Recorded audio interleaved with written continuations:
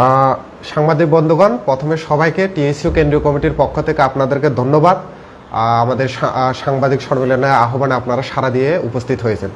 আজকে দুইটা গুরুত্বপূর্ণ বিষয় আপনাদের সামনে আমি উত্থাপন করে আজকে সাংবাদিক সম্মেলনটা ডেকেছি। প্রথম হলো শিক্ষার বেহাল অবস্থা রাজ্য এবং এডিসি, বিশেষ করে যেহেতু আমরা ট্রাইবাল স্টুডেন্ট ইউনিয়ন টিএসইউ উপজাতির স্বার্থ এবং রাজ্যের স্বার্থে, সকল অংশের মানুষের স্বার্থে এই ছাত্র সংগঠনটা কাজ করে থাকে। তারপরেও আমরা একটু যেহেতু বাড়তিভাবে আমাদের উপজাতি ছাত্রছাত্রীরা যারা রয়েছেন তাদের সুবিধা অসুবিধা নিয়ে আমরা যেহেতু আমাদের সংগ্রাম চালাই, তো সেক্ষেত্রে এডিসির যে শিক্ষার বেহাল অবস্থা এটাকে, এবং বিগত অনেক দিন ধরে স্টাইপেন্ড যে একটা ইস্যু সমস্যা, এটা আমাদের ত্রিপুরা রাজ্যের খুব একটা গুরুত্বপূর্ণ সমস্যা হয়ে দাঁড়িয়েছে। এই দুইটা ইস্যু নিয়ে আলোচনা করব। প্রথমটা হলো আমার হাতে আপনারা দেখতে পাচ্ছেন, এটা হলো আমরা টিটিএডিসির সিএম এর রেসপেক্টেড সিএম পূর্ণচন্দ্র জমাতিয়ার কাছে আমরা পারমিশন চেয়ে একটা লেটার লিখেছিলাম। এটা 1/7/2023 এই মাসে, আজকে হলো আপনার 27 তারিখ, প্রায় এক মাসের কাছাকাছি হয়ে গেছে। আমরা পিওর কাছে পারমিশন লেটার চেয়েছিলাম যে একটা অ্যাপ্লিকেশন বা আমরা ডেপুটেশনে মিলিত হব এই মর্মে তার কাছে চেয়েছিলাম। কিন্তু আজকে এক মাস হয়ে গেলেও এখন অবধি আমাদের টিএসইউর একটা প্রতিনিধি দলের সঙ্গে দেখা করার মতন একটা স্কোপ বা সুযোগ বা সময় তাদের কাছে হয়নি, বা এখন অবধি বারবার আমরা যাওয়া সত্ত্বেও কোনো ধরনের তাদের কাছ থেকে আমরা সউত্তর এখন অবধি পাইনি। তার কারণে আজকে বাধ্য হয়ে আমরা এই সাংবাদিক সম্মেলন করতে হচ্ছে টিএসইউকে। আপনারা জানেন রাজ্যের শিক্ষার কি বেহাল অবস্থা। কিছুদিন আগেই একটা বাজেট অধিবেশন সেকশন গিয়েছিল যে শিক্ষাবর্ষের জন্য বিগত 25 বছরে বামফ্রন্ট আমলে ত্রিপুরা রাজ্যে যে শিক্ষার একটা অগ্রগতি বয়ে এনেছিল, পুরো ভারতবর্ষের একটা নজির সৃষ্টি করেছিল, এই শিক্ষা ব্যবস্থাকে বিগত 6 বছরে পুরোপুরিভাবে ধূলিসাৎ করে দিয়েছে। আমরা যদি দেখি 2017-18 যে সময় বামফ্রন্ট সরকারের আমলে 21.23 সামথিং শিক্ষার জন্য বাজেট ছিল, 2022 এবং 23 বর্ষে এটা এসে দাঁড়ায় 18.48%। 2023 এবং 24 এটা আরো কমে দাঁড়ায় 17.86 সামথিং এরকম। তো এটা হলো রাজ্যের যে শিক্ষার অবস্থা, যে বাজেট বিধানসভাতে আনা হয়েছিল। কিন্তু এর পুরো রাজ্যের অবস্থা সেটা হলো কি, আপনারা সবাই জানেন যে টিটিএডিসির আন্ডারে, অ্যাডমিনিস্ট্রেশনের আন্ডারে টোটাল 1000 স্কুল রয়েছে। তো টোটাল 1037টা স্কুলের মধ্যে প্রায় 50% এরকম স্কুল রয়েছে যে স্কুলগুলোতে এইচএম নেই, হেডমাস্টার ছাড়া এই স্কুলগুলো পরিচালনা হচ্ছে, প্রায় 50% মতন স্কুল। তার পাশাপাশি 107টার মতন এরকম স্কুল রয়েছে যে স্কুলগুলোতে একজন সেকেন্ডারি সিনিয়র বেসিক স্কুল নিয়ে প্রায় 200 শতাধিক স্কুল মাত্র শিক্ষক দিয়ে স্কুল পরিচালনা হচ্ছে। তাহলে আপনারা ভাবুন যে ত্রিপুরা রাজ্য সরকার এবং এডিসির প্রশাসন পুরোপুরিভাবে শিক্ষার ক্ষেত্রে যে ব্যর্থ, তার একটা চিত্র আমাদের সামনে উঠে এসেছে। স্পষ্ট 55-এর মতন স্কুল রয়েছে যে স্কুলে মাত্র 10 জন ছাত্রছাত্রী আছে। তো 155-এর মতন স্কুলে 10 জন ছাত্রছাত্রী। তো এবার ভাবুন, নিউ এডুকেশন পলিসির নিয়ম অনুযায়ী যদি যে স্কুলে ছাত্র সংখ্যা কম থাকে, 2-3টা স্কুলকে একত্রিত করে থাকে, তাহলে কতগুলো আরো স্কুল বন্ধ হওয়ার সম্মুখীনে দাঁড়িয়ে রয়েছে। এটা অত্যন্ত দুর্ভাগ্যের বিষয় এবং অত্যন্ত বিপজ্জনক অবস্থা হয়ে দাঁড়িয়েছে আমাদের এডিসির শিক্ষার ব্যবস্থা। ওভারঅল যে একটা ধারণা তৈরি হয়েছে, প্রায় 900টা খানিকের মতন রাজ্য বেঞ্চ নেই, টেবিল নেই। কিন্তু বর্তমানে এই এডিসি প্রশাসন এবং রাজ্য সরকার দুটোটা মিলে পুরোপুরিভাবে টিটিএডিসির শিক্ষা ব্যবস্থার বেহাল দশার পরিণত করতে যাচ্ছে। টিটিএডিসির সবচেয়ে একটা অন্যতম স্কুল হচ্ছে খুম্পুই একাডেমি। আপনারা জানেন এই খুম্পুই একাডেমির সুনামধর্মী একটা স্কুল টিটিএডিসির। এখানে আমরা কি দেখতে পেলাম, এই বছরে প্রায় 106 জনের মতন মাধ্যমিক এক্সামে বসেছিল। এখানের মধ্যে মাত্র 18 জন বা 18 জন মতন ছাত্ররা ফার্স্ট ডিভিশন পেয়ে পাশ করলো। 50, যেটাকে আমি যদি পার্সেন্টেজে হিসাব করলে 54% সামথিং এরকম একটা হিসাবের মধ্যে দাঁড়ায়। তাহলে পাশের সংখ্যা কত দাঁড়ায়? 14 থেকে 15% মতন পাশের সংখ্যা দাঁড়ায়। টিটিএডিসির হেডকোয়ার্টার খুমলো, এটা খুম্পু একাডেমি স্কুল, যে স্কুল নাকি একটা সুনামধর্মী এডিসির স্কুল ছিল, কিন্তু সেই স্কুলটাও আজকের এই অবস্থা।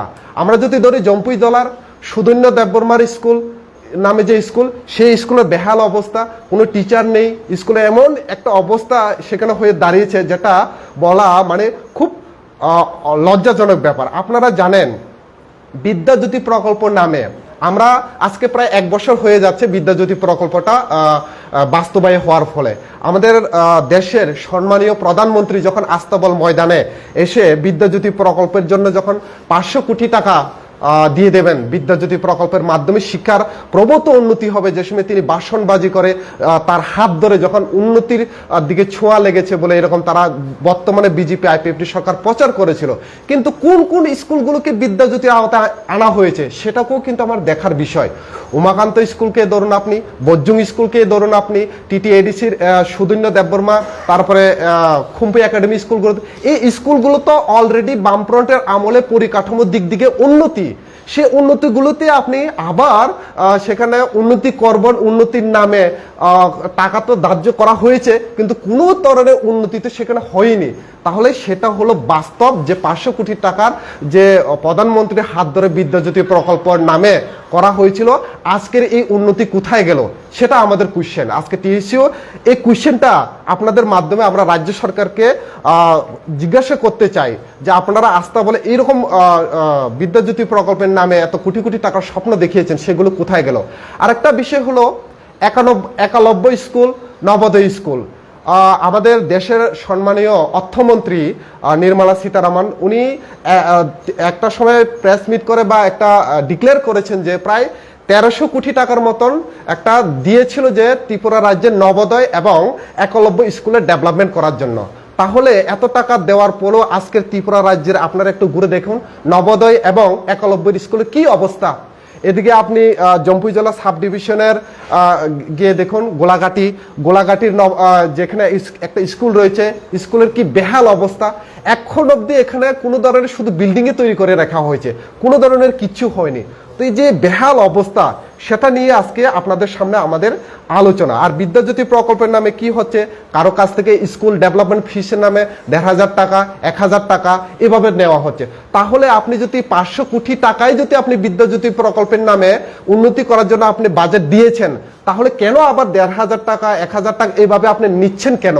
আপনি যদি সত্যি সত্যি স্কুলগুলোর শিক্ষার ব্যবস্থাগুলো আপনি উন্নতি করতে চান। আরেকটা বিষয়, আমরা বিদ্যাজ্যোতি প্রকল্পতে আমরা দেখেছি ককবরক সাবজেক্টকে পুরোপুরিভাবে অবহেলিত করার চেষ্টা করছে। আমরা ওই সময় এসএফআই টিএসইউ এটা দৃঢ় প্রতিবাদ করে আমরা আন্দোলন করেছি, কিন্তু ইদানিং এই কয়েকদিন আগে আবার একটা নতুন সেখানে ষড়যন্ত্র কি হলো, এবার নাকি যারা বাংলা মিডিয়ামের ছাত্র রয়েছেন তারা আর বাংলা ভাষায়, যারা বাংলা হরফে এতদিন পড়াশোনা করছেন, বাংলা মিডিয়ামের ছাত্রছাত্রীরা আর বাংলাতে লিখতে পারবে না, পরীক্ষায় বসতে পারবে না। তাহলে ভাবুন এই যে 75 মতন বা 73টা যে স্কুল রয়েছে বাংলা মিডিয়াম থেকে, যারা টিবিএসসি বোর্ড থেকে সিবিএসসির বোর্ডের আওতায় এনে করা হয়েছিল, এই সমস্ত ছাত্রছাত্রীর ভবিষ্যৎ কি হবে? তাদেরকে এভাবে ভবিষ্যৎ অন্ধকার দিকে ঠেলে দেওয়া হচ্ছে। তো এই বিদ্যাজ্যোতি প্রকল্পের নামে যে অন্ধকার জ্যোতি ত্রিপুরা রাজ্যে এই বর্তমান বিজেপি সরকার এবং এডিসি প্রশাসনের যৌথ মিলিতভাবে করা হচ্ছে, সেটার আমরা ঘোর প্রতিবাদ জানাই টিএসইউ কেন্দ্রীয় কমিটির পক্ষ থেকে। দ্বিতীয়ত যে বিষয়টাও হয়েছিল স্টাইপেন্ড ইস্যু। স্টাইপেন্ডের ইস্যু আমরা গত 9/6/2023 আমরা স্টাইপেন্ড ইস্যুতে ট্রাইবাল ওয়েলফেয়ারের কাছে আমরা ডেপুটেশন দিই। উনি আমাদেরকে আশ্বাস করেছিলেন যে 20 জুনের ভিতরে সব স্টাইপেন্ড ক্লিয়ার হয়ে যাবে, কিন্তু আজকে দেখুন আজকে 27 জুলাই, এখন অবধি প্রচুর ছাত্রছাত্রী কোনো প্রকারের স্টাইপেন্ড ঢুকছে না, কারো ক্ষেত্রে কম ঢুকছে, কারো ক্ষেত্রে বেশি ঢুকছে, এই অবস্থা। তো প্রচুর এরকম গরিব ছাত্রছাত্রী যারা বিএড করেন তাদের স্টাইপেন্ডের পাওয়ার পরে তারা বিএড এর ফিস জমা করে তারা অ্যাডমিশন নিতে পারে, তাদের ক্ষেত্রে সমস্যা।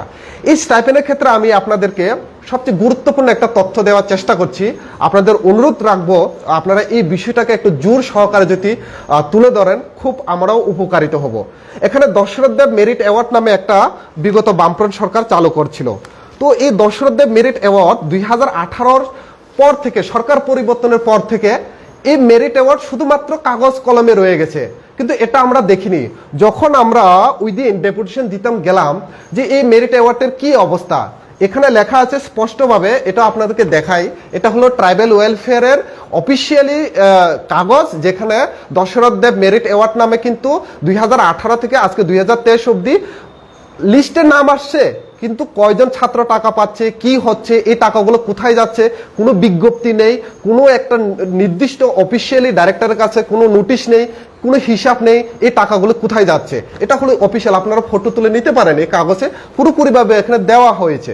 সেখানে বলা হয়েছে কি, এখানে বলা হয়েছে যদি কোনো এসটি স্টুডেন্ট 80% মার্কে যদি বেশি পায়, তাহলে 12-এ তাকে 10,000 টাকা এবং মাধ্যমিকে 5,000 টাকা মেরিট অ্যাওয়ার্ড দেওয়া হবে, দশরথ দেব মেরিট অ্যাওয়ার্ড, যেটা বিগত বাম আমলে এটা চালু ছিল।